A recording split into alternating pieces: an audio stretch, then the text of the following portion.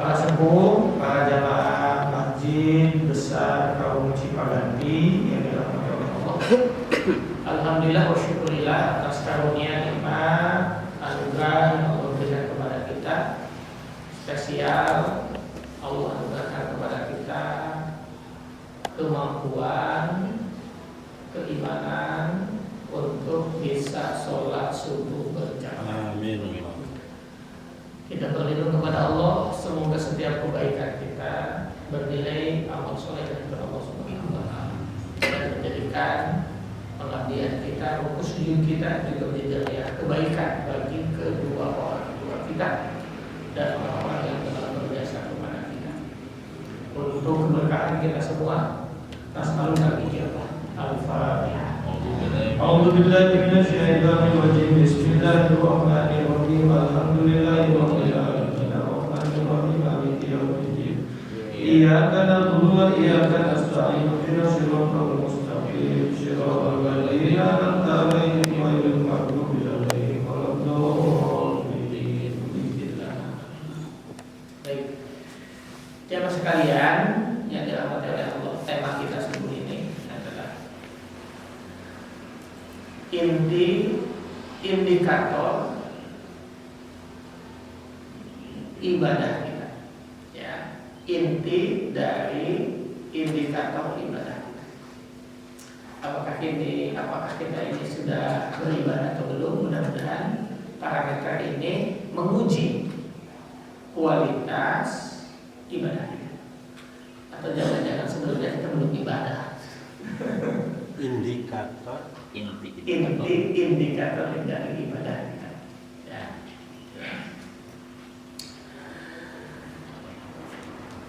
Tema ini merujuk fatwa para ulama, ya, merujuk pada fatwa para ulama ahli hikmah atau para filosof. Begini rumusannya. Hadis atau berita itu kan ada 5 dari sisi sumber berita. Masih ingat rumusnya, ya? Hadis atau khobar atau berita melalui 3 tahap. Pertama sumber berita, pembawa berita, isi berita. Itulah hadis, ya, hadis. Nah, dari sisi sumber berita ada 5. 1, kalau sumbernya dari Allah namanya hadis kursi, ya. Kalau dari Rasulullah Shallallahu Alaihi Wasallam, berita yang datangnya atau sumbernya dari Nabi namanya hadis marfu, ya. Kalau hadis atau berita yang sumbernya berasal dari sahabat namanya hadis mauquf. Kalau berita sumbernya dari tabi'in, generasi setelah sahabat, itu namanya hadis maktub. Nah, berita yang sumbernya berasal dari para ulama, generasi setelah tabi'in, namanya fatwa. Itu urutannya, ya. Jadi berita terdiri dari sumber berita, pembawa berita, nanti disebut dalam ilmu hadis namanya sanad atau rawi, gitu, ya.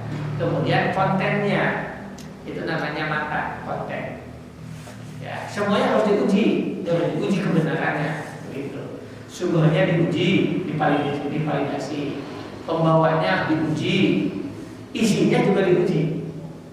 Ada parameter tersendiri untuk menguji kebenaran informasi ini. Salah satunya adalah tentang intisal. Apakah benar atau tidak berita itu sampai kepada kita melalui jalur mana? Ini namanya salah satu alat pengujian kebenaran informasi. Nah, kita akan mengawali tema ini melihat inti indikator dari ibadah kita, merujuk kepada pendapat para alim ulama, para ulama ahli hikmah, para filosof. Nah, ulama ini untuk Indonesia mengenal kebangkitan para ulama 100 tahun yang lalu yang dikenal dengan Nahdlatul Ulama. Nahdlah itu artinya kebangkitan. Sebagai reaksi atas munculnya gerakan Puritan dari yang kita kenal catatan sejarah. Catatan ini perlu dikoreksi kembali. Jawaban terhadap gerakan pemurnian atau gerakan Puritan yang muncul di Arab Saudi dengan gerakan Ibn Saud. Itu sedikit pengetahuan kita tentang kebangkitan Nahdlatul ini. Yang di bulan ini genap 100 tahun. Ini 100 tahun Nahdlatul Ulama gitu. Nah, sekali lagi atas jasa-jasa besar para ulama menyampaikan risalah, menyampaikan Islam, membimbing kita lewat lembaga-lembaga pendidikan keagamaan, pesantren misalnya, majelis taklim, sampailah kita menemukan atau mendapatkan ajaran al-Islam. Jelas jasa besar para ulama. Untuk itu, kita berdoa kepada Allah semoga para ulama khususnya di Indonesia, karena ini jaringannya sangat luas, jaringan Nusantara dengan Timur Tengah para ulama. Begitu Anjuman Al-Ajra menulis dalam salah satu disertasi beliau tentang jaringan para ulama yang terjadi sedemikian. Semoga mereka yang telah mengajarkan ilmu al-Islam kepada kita, para ulama, para guru kita, para asatidz, Allah tempatkan di wajah Allah dengan rahmat atau dari Allah Subhanahu wa taala. Bagi mereka yang telah tiada, bagi yang diberikan kesempatan hidup bersama kita, semoga Allah menganugerahkan kepadanya umur yang berkah, umur yang sehat, ilmu yang bermanfaat bagi kita semua. Nas'alukal ijabah. Al-Fatihah. A'udzu billahi minasy syaithanir rajim. Bismillahirrahmanirrahim. Alhamdulillahirabbil alamin. Arrahmanir rahim. Maliki yaumiddin. Iyyaka na'budu wa iyyaka nasta'in. Ihdinas siratal mustaqim. Siratal ladzina an'amta 'alaihim ghairil maghdubi 'alaihim waladdallin. Sedikit memberikan catatan, wabil khusus untuk Nahdlatul, saya menghitungnya ini. Menurut catatan Qomariyah bahwa Nahdlatul Ulama berdiri tanggal 16 Rajab 1344 Hijriah. Maka Rajab tahun ini genap 100 tahun. Kalau sesi Masehinya atau Miladiyah atau Syamsiyah berdiri tanggal 31 Januari 2026. Jadi satu abadnya nanti 2026. Kenapa bisa beda? Nah, Al-Quran kasih tahu. Ini catatan kaki belum bahas dari sisi ulama. Di Al-Kahfi ayat 25. Wala bisu, a'udzubillahi minasyaitonir rajim. Bismillahirrahmanirrahim. Al-Kahfi surah 18 ayat 25. Wala bisu, kemudian mereka tinggal di kahfihim, para pemuda Ashabul Kahfi itu ya, di dalam Quran salah satilu mi'ah ratus, jadi 300 sibina tahun. Jadi mereka tidur di dalam gua itu adalah 300 tahun. Wajdadu tis'an, kemudian ditambah 9 tahun.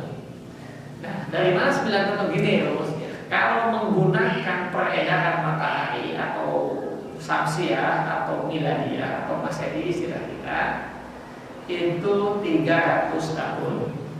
Tetapi kalau menggunakan satuan waktunya peredaran bulan atau Qomariyah, maka para pemuda yang tinggal di dalam gua itu selama 309 tahun. Karena per 30 tahun itu nambah 1 tahun.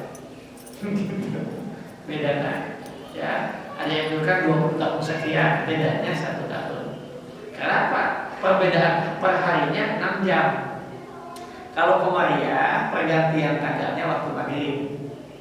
Kalau Syamsiyah pergantian tanggalnya jam 06 jam. Per tahun bedanya 11 hari. Ya, itu makanya berapa lama Ashabul Kahfi tinggal di dalam gua? 300 tahun kalau menggunakan peredaran matahari. 309 tahun kalau menggunakan peredaran bulan gitu. Jadi kalau Pak Haji Jahit berapa umur sekarang? 63. Oh, 60 tahun itu. 63 tahun itu Komaria. Kalau pengen lebih muda pakai Samsia gitu. Jadi Samsia teh adina Komaria gitu kalau begitu. Ya. Itu saat menggunakan setelah waktu, Pak. Ya. Jadi kalau Rasulullah Shallallahu Alaihi Wasallam wafat pada usia 63 tahun itu pakai Komaria. Kalau pakai Samsia 5 April 571 Masehi dengan wafatnya itu kurang dari 60 tahun. Gitu. Ya, itu dari sisi waktu. Dari sisi waktu ya. Ini menyangkut tentang waktu. Baik. Bagaimana pesan para ulama itu? Ditulis oleh Ibnu Hajar Al-Asqalani, pakar hadis abad ke-8 Hijriah.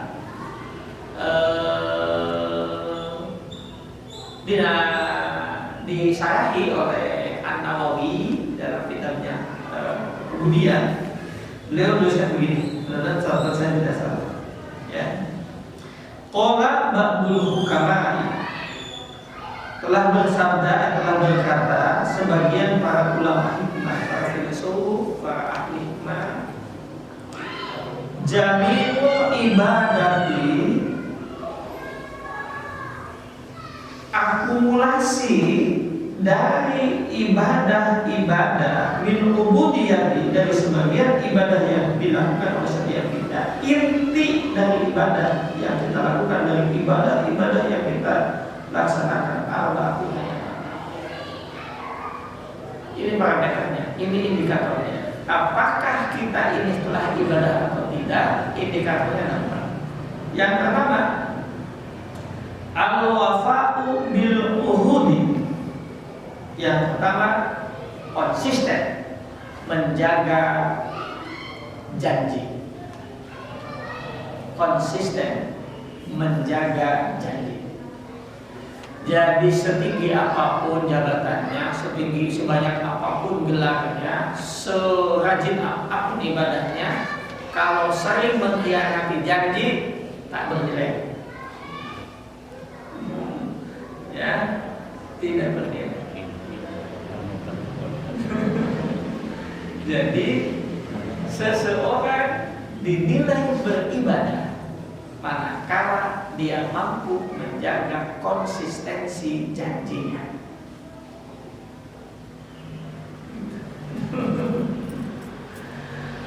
Mudah-mudahan satu waktu bisa kembali membaca buku yang ditulis oleh Profesor Komarudin Hidayat. Judul bukunya Psikologi Kematian, jilid 1, ya, Psikologi Kematian.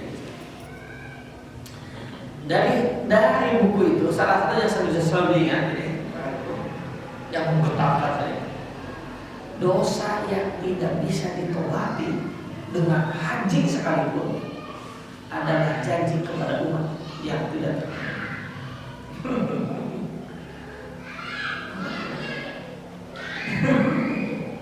Maka di dalam bahasa lain, al-wa'du dain, janji itu adalah utang.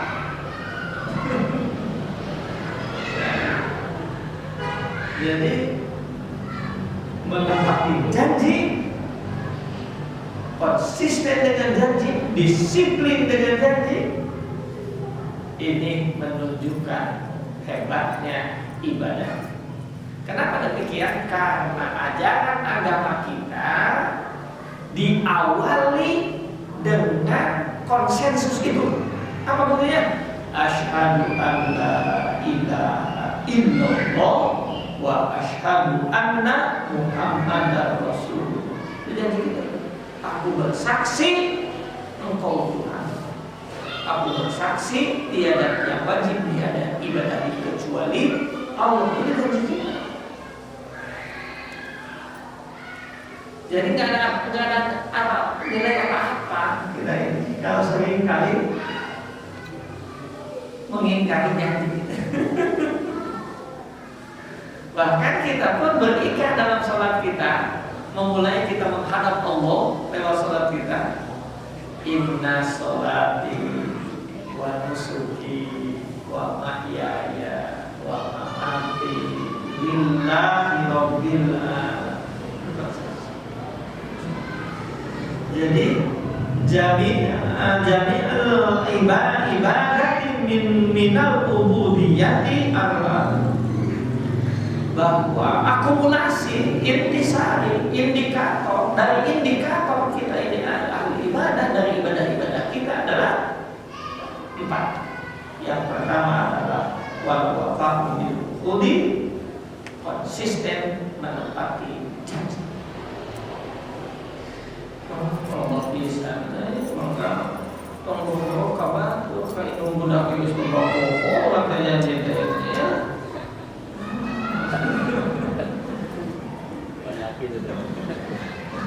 Aduh, kita tunggu kabar tuh. Ini kan sampai yang terkata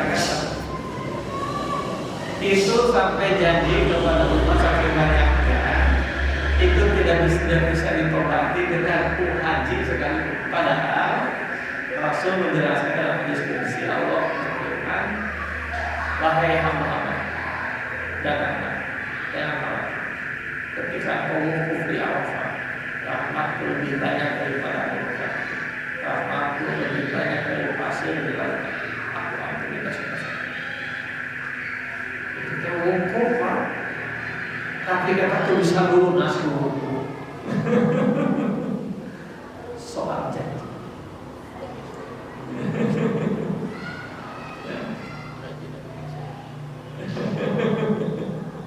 Ya, luar biasa itu. Ya. Jadi kita akhirnya bisa memberikan evaluasi terakhir bahwa apakah kita ini ahli ibadah atau tidak. Indikator pertamanya adalah konsisten menjaga menepati janji. Itu akumulasinya ada, sehingga nanti orang bertanya, waduh, sholat akan mengatakan itu. Ini bagaimana kalau diakhiri dengan insya Allah? Nah, jadi Allah yang maha tahu, insya Allah itu ekspresi keimanan. Karena yang memiliki tekad itu adalah ada dalam hati. Saya akan berusaha. Insya Allah saya akan berusaha. Nah, kalau insya Allahnya lab service saja, Allah tahu. Ya, itu karena kita tahu faidah aja tak kalau Allah. Jadi itu adalah refleksi kita memaksimalkan ikhtiar. Seperti kemarin ada tulisan dia kalau tidak salah siapa mantan direktur Jawa Post yang sempat jadi menteri.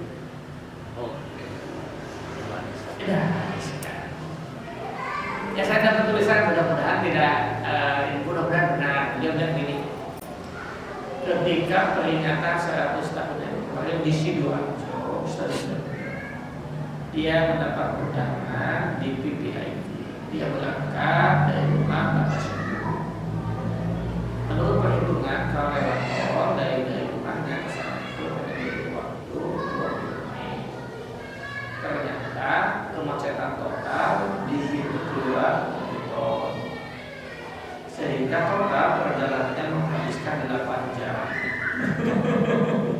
Dia sudah berangkat dari rumah dengan fotografi apa, sehingga tidak sempat datang dan tidak begitu sampai sudah kembali. Sehingga dia menulis di akhir tulisannya, waktu yang ditempuh lebih dari 8 jam. Nah itu insya Allah jelas itu. Insya Allah tapi bermolong itu kaji. Jadi insya Allah itu boleh diucapkan, tapi Tapi memang harus ada koneksitas dalam hati kita untuk memaksimalkan memenuhi janji, memenuhi undangan, gitu ya. Jadi insya Allahnya itu ada di wilayah kita, ada di wilayah. Kalau kita sudah berusaha, kemudian macet, ada gangguan di dalam hujan lebat, kita tidak biasa datang. Allah tidak menghendaki kita datang.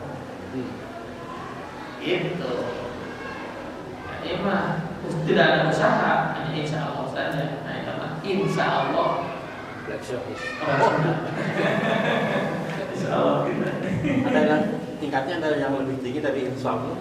Apa? Tingkat niat Yang dianjurkan ada. Apa yang ini menguatkan tekad? yang menguatkan tekad. Bahasa Arabnya apa? Apa namanya? Bahasa yang rajin.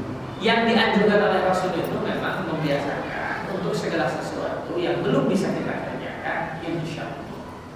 Karena hanya dengan izin Allah.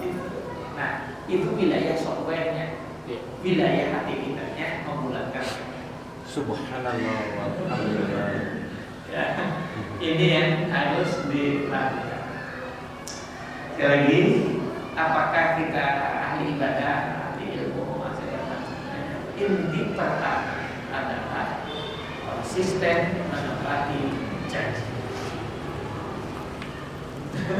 Suami istri salah satu poin itu janji melanggar janji. Kalau kita mau marah,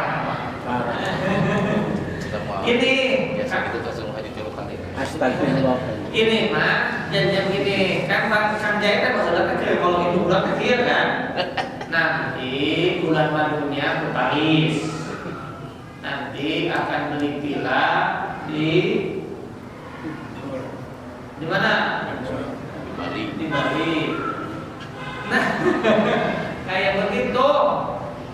Nah, belum ditempati itu bohong. Katanya nama karyawan palsu itu. Kalau yang itu mah udah pelanggaran berat. Itu udah pelanggaran berat. Yang maksud bapak itu udah pelanggaran berat. Jadi konsisten menurutnya. Yang kedua, wal muhasabatu 'alal hududi. Apakah kita ini seorang ahli ibadah atau tidak? Indikator yang kedua, inti dari semua ibadah kita adalah wal muhafadzatu 'alal hudud, memelihara hukum syara, menjaga kemuliaan ajaran Islam. Ini indikator. Kalau hudud itu adalah hukuman tertentu, kan ini hukuman itu namanya jarimah. Ada jarimah hudud, jarimah kisos dia, ada jarimah takjir, bukan tajir, takjir. Jadi hukum tindakan pidana dalam Islam melalui 3 bentuk. Yang pertama hudud. Hudud itu adalah had. Had jamannya hudud. Apa hudud? Hukuman tertentu yang tidak mempunyai batas maksimal dan minimal, dan hukuman ini hak prerogatif Allah. Itu namanya hudud.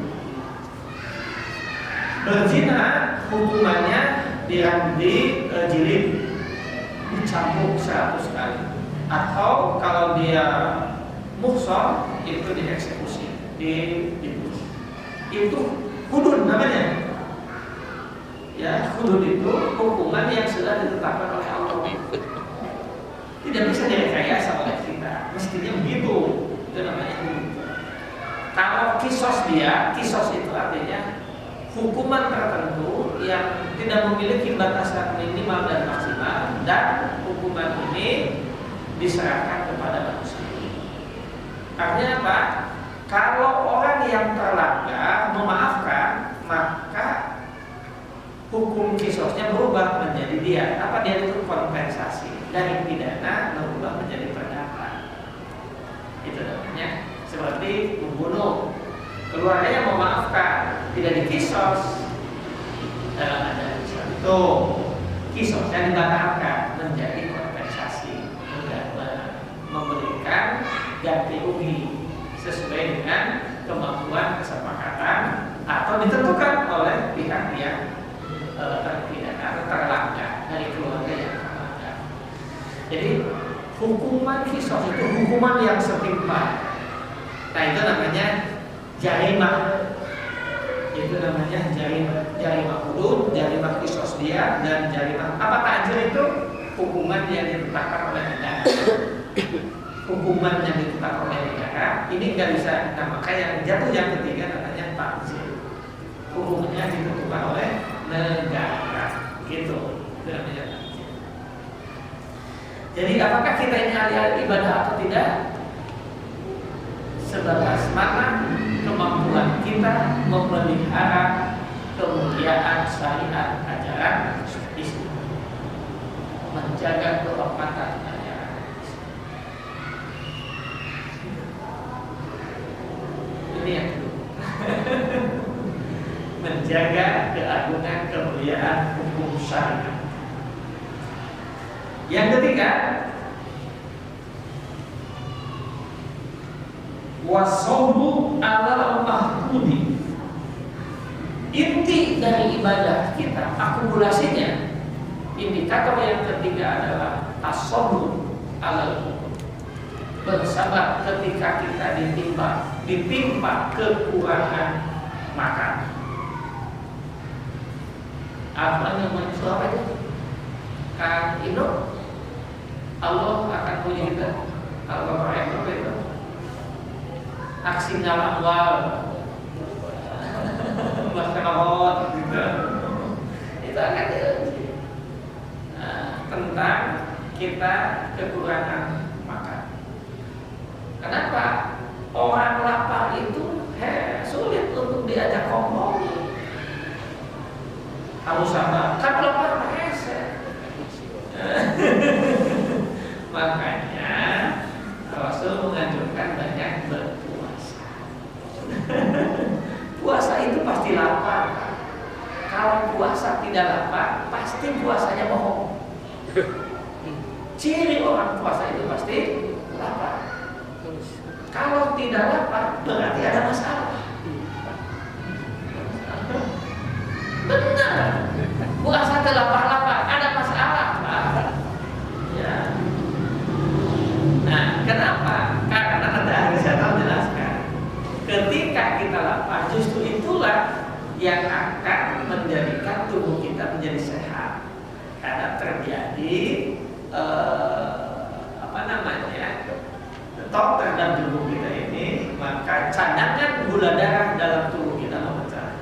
Makanya nanti menjelaskan bahwa sumber mutasi ternyata ada di situ, ada di tingkat lapar. Jadi kalau semakin lapar, semakin bagus. Pak Ustaz, tadi Al-Baqarah 155 itu. Oh gitu? Al-Baqarah 155. Ini yang mengindikasikan tentang itu. Terima kasih nih. Jadi Al-Baqarah 155. Ya. 5 ayat setelah surah 155. Wah. A'udzubillahi minasyaitonirrajim. Bismillahirrahmanirrahim. Walanabluwannakum bisayyin minal khaufi wal ju'i wa naqsi minal amwali wal anfus was samar wa basyiris sabirin. Jadi kalau kita mampu memiliki kualifikasi tentang kesabaran dari indikator-indikator ini, ketakutan, kelaparan, kurang harta, bahkan jiwa, kurang buah-buahan. Kalau kita sabar, kalian akan mendapatkan kabar gembira. Al-Baqarah 155.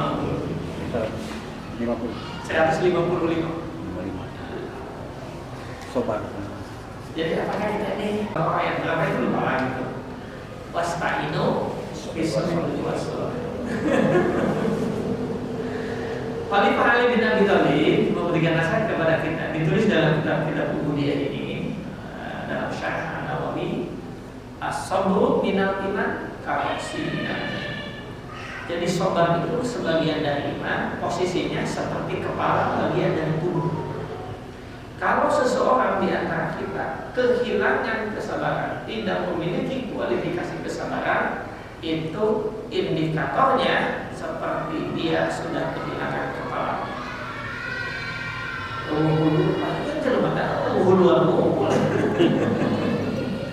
Jadi kita ini termasuk orang yang hampir kategori tekaupan, Pak. Berapa tekaupan? Jadi bangsa yang tekaupan, bangsa dalam. Tekaupan, tundungan, tekaupan kita ini. Ustaz tadi betul nggak ayat Al-Baqarah ayat 45 itu yang wastaqim? 145. 45. 45.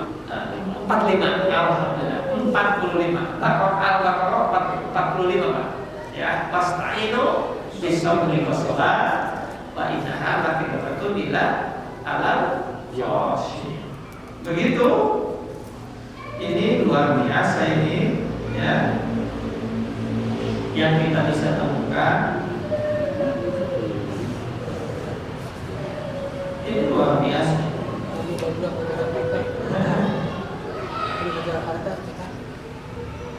Ya. Oke, jadi ada berapa indikatornya yang ibadah mereka? 1, konsisten menurut janji. Yang kedua, memelihara hukum syara. Yang ketiga, memiliki kesabaran ketika kita memelihara hukum. Bahkan ketika di kelebihan juga kita, kelebihannya bukan dari kekurangan, lebih berat. Yang keempat, waridho bil maujudi, waridho bil maujudi, ridho terhadap rezeki yang ada pada kita, ridho terhadap bil maujudi, jadi ridho terhadap rezeki yang Allah titipkan berikan kepada kita saat. Nah, dari kata ini kan ridho itu menerima, Pak. Bentarnya jadi mana? Antara si ridho dengan sobar tadi.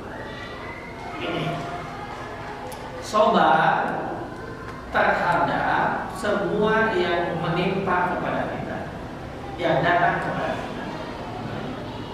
Nah, supaya kita memiliki kualifikasi kesabaran, kuncinya ada pada Ridho. Oh. ya. Jadi sobar ada di dalam ridho gitu. Jadi kita akan memiliki kualifikasi kesabaran kalau kita ridho. Kalau tidak ada ridho, sabar sulit untuk bisa diwujud. Kita bisa dipisahkan. Betul-betul bisa. I like to say of the same point. Nah, yang sering kali tanyakan itu perbedaan ikhlas dan ridho. Ikhlas itu posisinya ketika kita, meskipun dari sisi arti dua-duanya sama, Pak. Ikhlas ridho itu sama, apalagi pakai tebak cewek. Ikhlas ridho berkorban oleh mereka. Ikhlas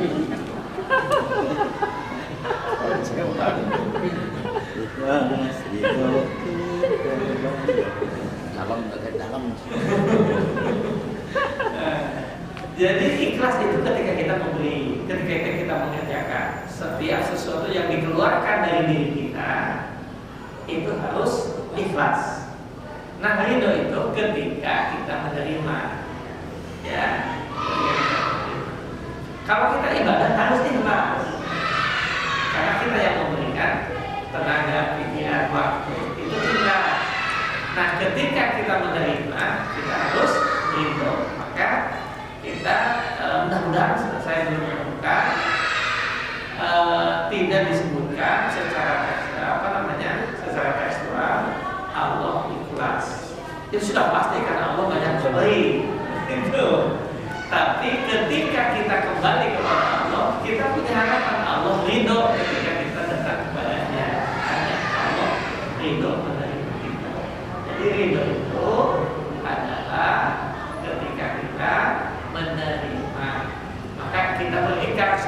asyhadu an la ilaha illallah wa asyhadu anna Muhammadar Rasulullah, kita berikan raditu billahi rabban wa bil islami dinan wa bi Muhammadin nabiyyan wa rasul. Itu kita ridho Tuhan, Allah Tuhan, menerima aku Allah sebagai Tuhan, aku ridho Muhammad utusan Allah, aku menerima ridho Quran sebagai kitab. Gitu kan? Dari posisi ridho itu di posisi mana? Lebih jauh lagi. Ketika dalam kehidupan rumah tangga, kenapa kita seorang istri harus meraih ridho suami? Kenapa ridho suami? Karena yang menerima akan nikah itu suami. Yang menikah itu kan perempuan. Aku nikahkan anakku kepadamu. Bagaimana kata Bapak dulu? Qabil itu aku terima. Nah, karena yang menerima siapa? Laki-laki, suami. Maka istri harus percaya itu suami. Nggak ada yang suami kan begitu? Iya. Nah itu karena posisinya yang menerima akan itu adalah laki. Empat poin Pak. Apakah kita ini ahli ibadah atau tidak? Lihat aja.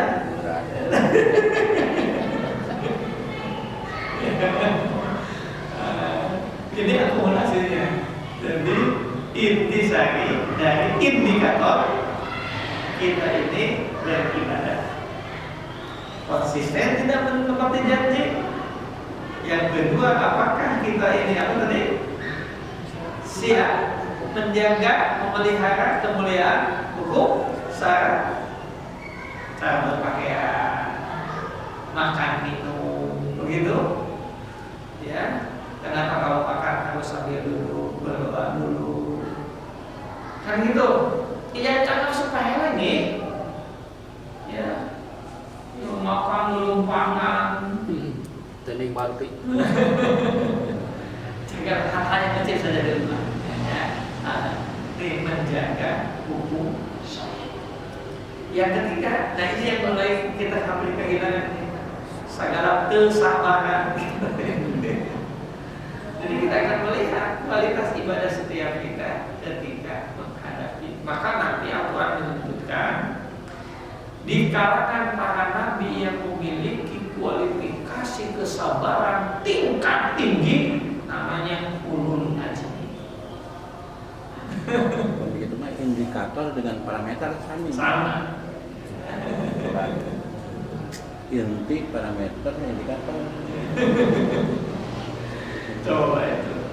Sampai Allah memberikan gelar khusus kepada para nabi utusan Allah yang memiliki tingkat kesabaran di atas rata-rata, diberi gelar apa? Ulul azmi. Ridho dan sabar sesuai dengan yang Al-Baqarah. Oh, itu. Ya. Ini Sabar. jadi kalau kita sudah kehilangan kesabaran, maka kita sudah kehilangan nilai ibadah kita. Ustaz tadi kembali lagi yang sabar itu Ya. Pas tadi itu kan. Nah, untuk kita sabar itu kita harus yakin bahwa apapun yang kita lakukan pasti dikabulkan. Pertama harus dipahami, sabar itu bukan terima, Bukan apa? bukan menerima. Oh, bukan menerima. Bukan menerima pasrah fatalisme, bukan. Oh. Jadi sabar itu adalah memaksimalkan ikhtiar tetap. Oh, iya. Memaksimalkan ya. Ikhtiar. Bukan menerima ya. Bukan menerima pasrah, bukan. Bijak. Jadi sabar itu memaksimalkan ikhtiar. Memaksimalkan ikhtiar. Bukan menerima pasrah, sumpah. Sabar aja. Jadi sabar melakukan langkah-langkah berikutnya untuk menemukan jalan kemenangan. Ya. Oke, itu saja dulu lah. Ya. Apakah kita ahli ibadah atau tidak? Yang pertama, mudah-mudahan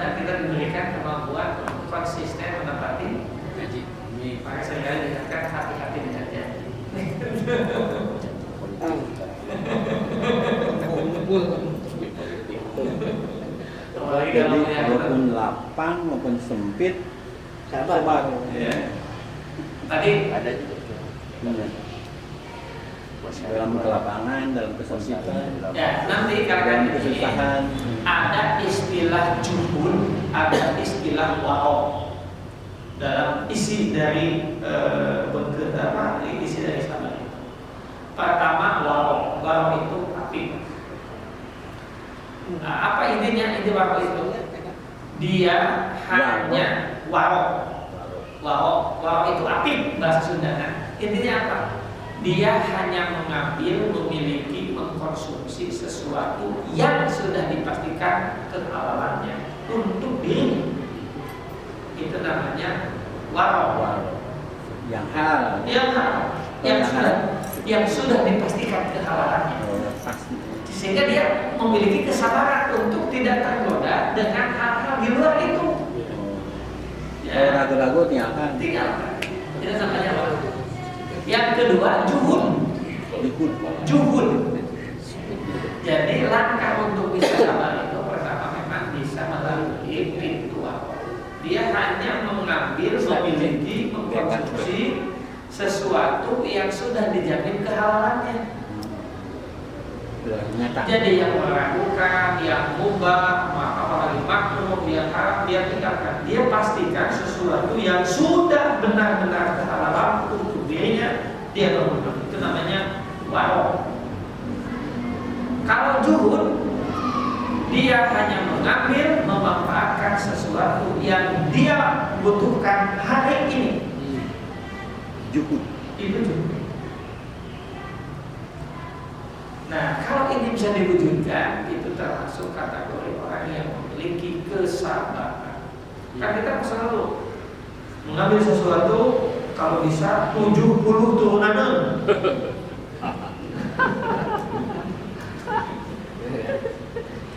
Nah, 7 turunan 70. Kalau ini bocah, Ya. kita telah berjanji, tapi Allah takdirkan lain. Contoh, saya sudah berjanji akan datang silaturahmi ke si A. Tiba-tiba ada kabar kita, saudara kami Kumai meninggal. Saya mengutamakan mati yang meninggal. Digalir itu berarti di pasar tetap tidak Bukan, karena itu ada hal yang menakdirkan Allah, takdir Allah kepada kita terhalangi dengan itu. Maka betul dari katakan kita sudah menyampaikan janji itu dengan insya Allah dan kita sudah menyampaikan yang kuat. Itu tidak menyalahinya. Tidak menyalahi. Menakdirkan ada yang lebih. Itu Pak. Jadi itu kan seperti kejadian alam gitulah. Hujan banjir. Kita beri kepada Allah semoga kita termasuk ya diberikan kekuatan, kemudahan, diberikan rahmat dan anugerah Allah kita menjadi ahli ibadah, ahli takwa dan bersyukur, memiliki kesabaran yang kuat sehingga Allah menempatkan dan selalu ridho dengan yang Allah berikan. Wallahu a'lam bishawab. Subhanallah.